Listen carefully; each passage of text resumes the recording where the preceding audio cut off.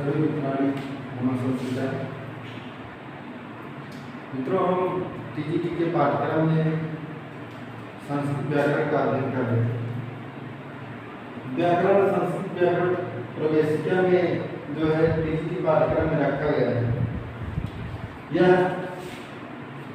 TGT पाठ्यक्रम में जो है संस्कृत व्याकरण प्रवेशिका जो है डॉक्टर बाबूराम सक्सेना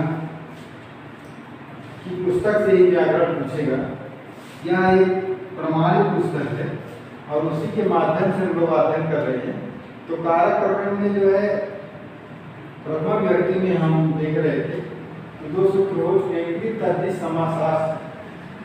अब जो और ऐसे सूत्र लिखते चलेंगे जिसके आगे जो है हम कौन से विभक्ति मात्रा है इसको हम लिखते जाएंगे।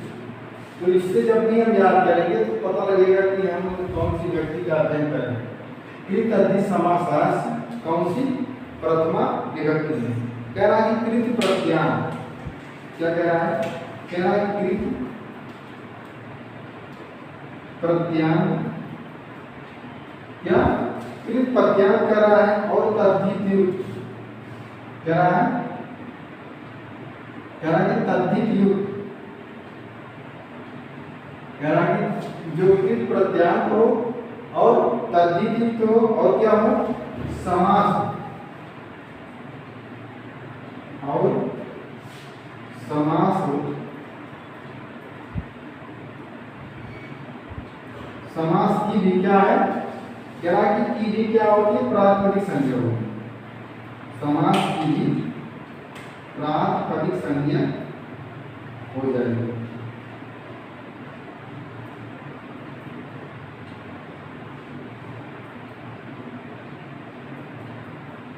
कह रहा है कि कृत प्रत्यांत तद्धित और समास की क्या हो जाएगी? प्रातिपदिक संज्ञा हो जाती है। कह रहा है कि जहां किसी शब्द की लिखते चलिए, जहां किसी शब्द की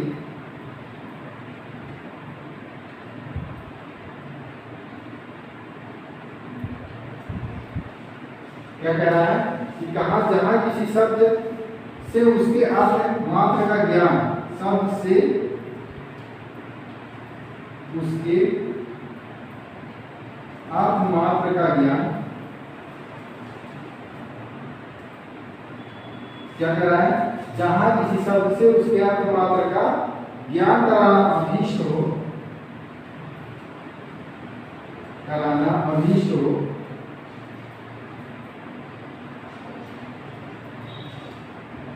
उसकी प्रातिपदिक संज्ञा होती है। क्या कह रहा है? कृत तद्धित समासास यह कह रहा है कि कृत प्रत्यांत हो, क्या हो? कृत प्रत्यांत हो और तद्धित युक्त हो और क्या हो? तद्धित युक्त हो। और क्या कह रहा है? समास की कह रहा है कि कृत तद्धित और समास की क्या हो जाती है? प्रातिपदिक संज्ञा होती है। क्या होती है? प्रातिपदिक संज्ञा होती है। फिर कह रहा है जहां किसी शब्द से उसके अर्थ मात्र का ज्ञान कराना हो, कह रहा है जहां किसी शब्द से क्या कह रहा है? जहां किसी शब्द से उसके अर्थ मात्र का ज्ञान कराना अभीष्ट हो, उसकी भी प्रातिपदिक संज्ञा होती है। कह रहा है कृत प्रत्यांत हो, तद्धित हो और समास की क्या होती है? प्रातिपदिक संज्ञा होती है। कह रहा है कि जहां किसी शब्द से उसके अर्थ मात्र का ज्ञान कराना अभीष्ट हो, उसकी क्या हो जाएगी? प्रातिपदिक संज्ञा हो जाएगी। उसके बाद हम देखेंगे लिंग मात्रा धिति में क्या है? लिंग मात्रा धिति, लिंग मात्रा धिति में आगे देखेंगे क्या है? प्रथमा। कह रहा है कि जहां पर कि यह लिंग मात्रा में कह रहा है यह जो प्रथमा व्यक्ति में आता है और यह कितने प्रकार का होता है? यह 3 प्रकार का होता है। का होता है। पीजीटी में बहुत बहुत समझ लीजिए कि बहुत इंपॉर्टेंट ये है, और हर बार कोई भी परीक्षा नहीं ऐसी गई होगी, किसी भी साल का पेपर उठाकर देखेंगे तो इससे जरूर सवाल आया है। जैसे पहला है आलिम, पहला आलिम है, और दूसरा जो है क्या है, नियत लिंग,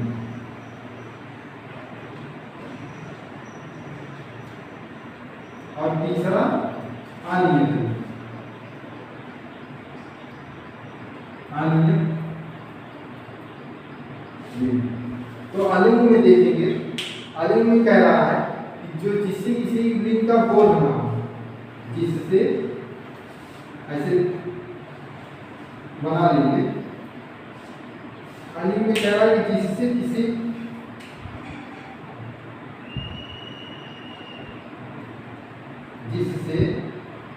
लिंग का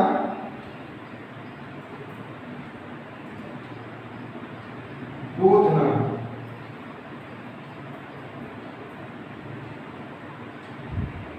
जिससे किसी लिंग का जो है बोध ना हो, उसे हम क्या कहते हैं, उसे अलिंग कहते हैं। जैसे इसमें है उच्चई नीचई, जैसे उच्चई नीचई। अब देखिए उच्चई नीचई जैसे है, क्या इसमें प्रतीत हो रहा है या पुल्लिंग है या स्त्रीलिंग है या नपुंसकलिंग है? इससे ये कोई भी लिंग प्रतीत नहीं हो रहा है। जैसे उच्चई नीचई, ऊंचा या नीचा, तो इसमें जो है कोई लिंग प्रतीत नहीं हो रहा है, इसलिए यह अलिंग मात्र का उदाहरण है। और परीक्षा में यही पूछता है कि जैसे उच्चई दे दिया, फिर दे दिया, तथा दे दिया, अब उसमें पूछ दिया कौन सा अलिंग मात्र का उदाहरण है। तो जब इसको विशेष रूप से पढ़े रहेंगे तब यह जान पाएंगे। तो इसमें जो है उच्चई है, उच्चई नीचे क्या हो गया, अलिंग मात्र का उदाहरण हो गया।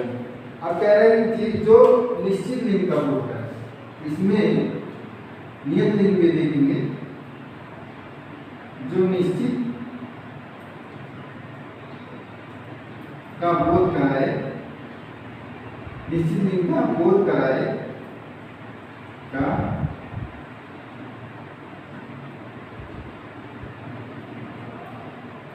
उसे नियत लिंग कहते हैं। क्या कहते हैं, नियत लिंग कहते हैं। कह रहा है कि जो निश्चित लिंग का बोध कराए, जिससे हमें यह जानकारी मिले या पुल्लिंग है या स्त्रीलिंग है, जिससे हमें कह रहा है कि निश्चित लिंग, जैसे कृष्णा श्री ज्ञान, कृष्णा श्री ज्ञानम हो गया। यह कह रहा है कि यह अपनी लिंग का बोध करा रहा है। जैसे कृष्णा हो गया, श्री हो गया और ज्ञानम हो गया। यह जैसे कृष्णा है, यह जो पुल्लिंग में है, और ज्ञानम जो है ये क्या है, नपुंसक लिंग में है। तो कह रहा है कि अगर जो निश्चित लिंग का बोध कराए, ये जान लीजिए नियत लिंग में है कि इससे हमें क्या प्राप्त हो जा रहा है, या पुल्लिंग है, स्त्रीलिंग है, या जो है नपुंसक लिंग है, इससे पता चल रहा है। लेकिन कह रहा अनियत लिंग, अनियत लिंग क्या कर रहा है, जो एक से अधिक, जो एक से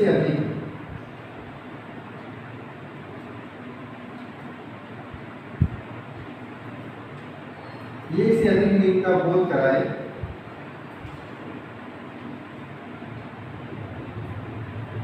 उसे क्या कहते हैं, अनियत लिंग कहते हैं।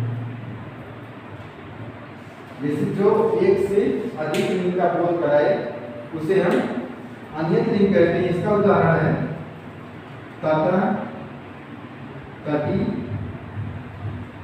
तथा। यह जो है तब शब्द है, तब शब्द से क्या बना दिए हैं, तपा बना दिए और तपी बना दिए और तपम बना दिए। या पुल्लिंग में हो गया या स्त्रीलिंग में हो गया, नपुंसक लिंग में। कह रहा है तब ही एक शब्द जो है, एक शब्द है तप, और इसका हम क्या बना दिए, तथा तटी तटम, तथा तटी तटम बना दिए। तो यही कह रहा है यार कि जो एक से अधिक लिंग का, जो एक से अधिक लिंग का बोध कराए इसे हम क्या कहते हैं, अनियत लिंग कहते हैं।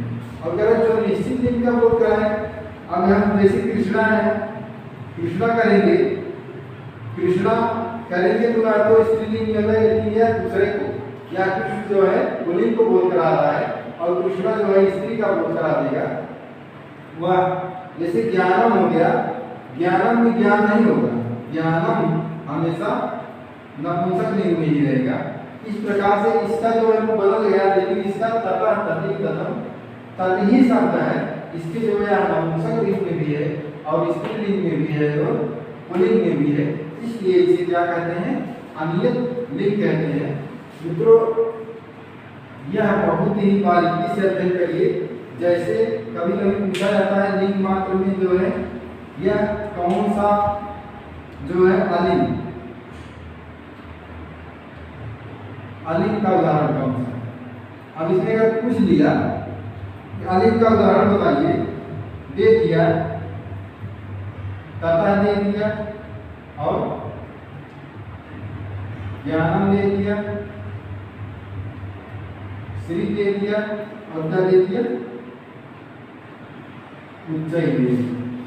तो किसको मारेंगे, उच्चई मारेंगे। तो इसको मान लीजिए कि अनियत लिंग कौन सा है, अनियत लिंग में हो गया तथा है आपका, फिर नियत लिंग में कौन सा हो गया, श्री और ज्ञानम हो गया। तो जब आप देखे रहेंगे, बारीकी से अध्ययन करेंगे, आलिंग में कौन सा आता है, कौन नियत लिंग में आता है, कौन अनियत लिंग में आता है, तभी आप जो है जान पाएंगे, तभी क्या करेंगे, जान पाएंगे। इसके बाद थोड़ा सूत्र देखते हैं, वचन मात्र में, वचन जो संख्या से उसको संबोधित करते हैं। कह रहा है कि वचन मात्र में जो है कौन सी व्यक्ति लगती है, प्रथमा लिंग, कौन सी, प्रथमा व्यक्ति लगती है। इसमें वचन मात्र कह रहा है कि वचन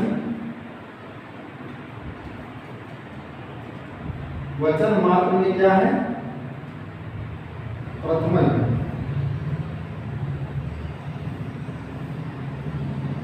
प्रथमा सब में डालते जाएंगे। जैसे कह रहा है संख्या को क्या कहते हैं, वचन कहते हैं, संख्या को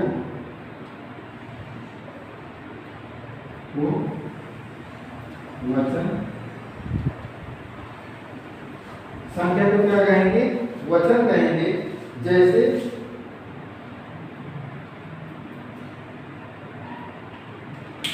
जैसे हो गया एका,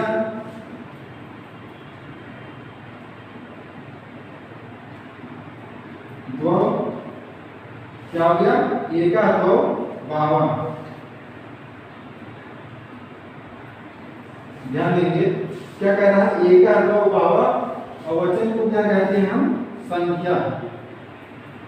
इससे हमें संख्या का बोध करा रहा है, इसीलिए कह रहा है कि वचन मात्र में जो है प्रथमा व्यक्ति लगती है।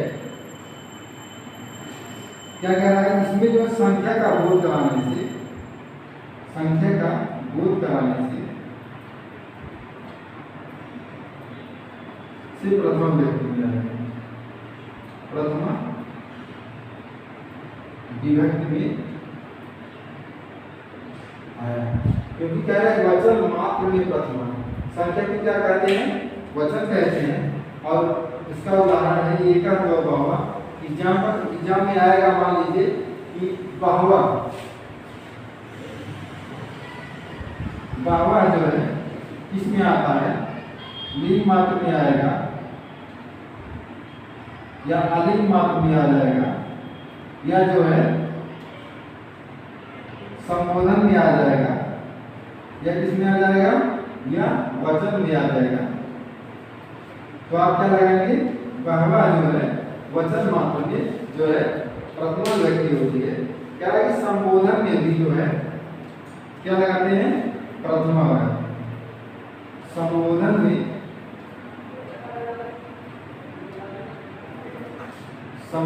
प्रथमा।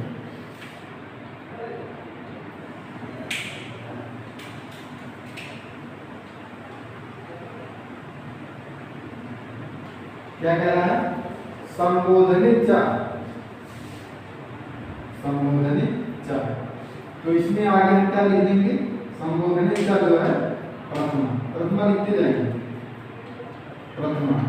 संबोधनित चा में देखेंगे क्या है, प्रथमा। इस संबोधन में क्या व्यक्ति होती है, प्रथमा व्यक्ति होती है। कह रहा है कि संबोधन कोई भी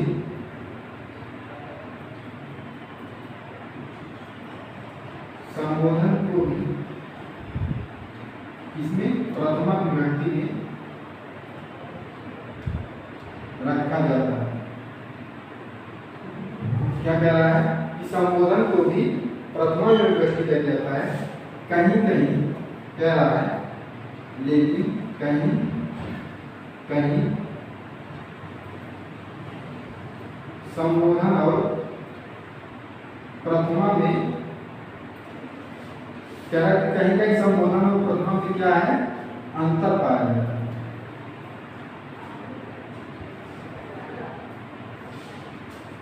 कहीं कहीं संबोधन और प्रथमा में अंतर पाया जाता है। जैसे हे राम, जैसे हे राम हो गया, यह जो किसमें है, प्रथमा में। फिर कह रहा है, फिर कह रहा है कि कर्तवाच्य क्रिया का कर्म भी प्रथमा में होता है। कह रहा है कर्तवाच्य का क्रिया भी प्रथमा में होता है। कर्तवाच्य का क्रिया भी जो है इसमें होगा, प्रथमा में होगा। और कर्मवाच्य भी करण कह रहा है, और कर्मवाच्य में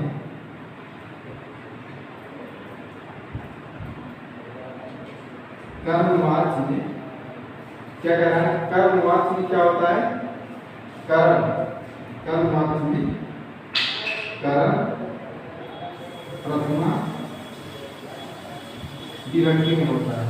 कह रहा है कि कर्तवाच्य की क्रिया, कर्तवाच्य की जो क्रिया है वो किसमें है, प्रथमा में होती है। और कह रहा है कि कर्मवाच्य में जो करण होता है वह किसमें आता है, प्रथमा विभक्ति में आता है। फिर कह रहा है कर्तवाच्य की क्रिया का कर्ता, फिर देखते हैं कर्तवाच्य की क्रिया का कर्ता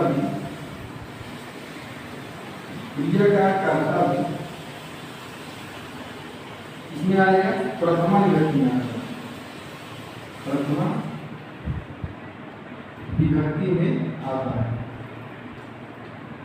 क्या कह रहा है कि ये तो कह रहा है कर्तवाच्य की क्रिया भी, कह रहा है कर्तवाच्य की क्रिया इसमें आएगी, प्रथमा विभक्ति में आएगी। और कर्मवाच्य में जो है, कर्म जो है प्रथमा विभक्ति में आता है। फिर कह रहा है कर्तवाच्य की क्रिया, कर्तवाच्य की क्रिया का जो कर्ता होता है वह किसमें होता है, प्रथमा विभक्ति के अंदर है। संबोधन क्या देखेंगे कि संबोधन कह रहा है, संबोधन को भी इसमें लिखते हैं, प्रथमा विभक्ति में देते हैं। लेकिन क्या है, कहीं कहीं संबोधन और प्रथमा में जो है अंतर पाया जाता है। कहीं कहीं संबोधन और प्रथमा में जो है अंतर पाया जाता है। आज हम लोगों ने प्रथमा विभक्ति का संपूर्ण अध्ययन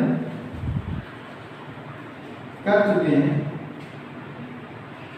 कल से जो है क्या पढ़ाया जाएगा, द्वितीय विभक्ति का अध्ययन करेंगे। कल से जो द्वितीय विभक्ति का अध्ययन करेंगे, यहाँ चलेगा 2-3 दिन से ज़्यादा भी चल सकता है, क्योंकि विभक्तियों में सबसे जो बड़ी विभक्ति मानी जाती है वह जो कौन सी होती है, द्वितीय विभक्ति होती है। सबसे बड़ी विभक्ति द्वितीय होती है।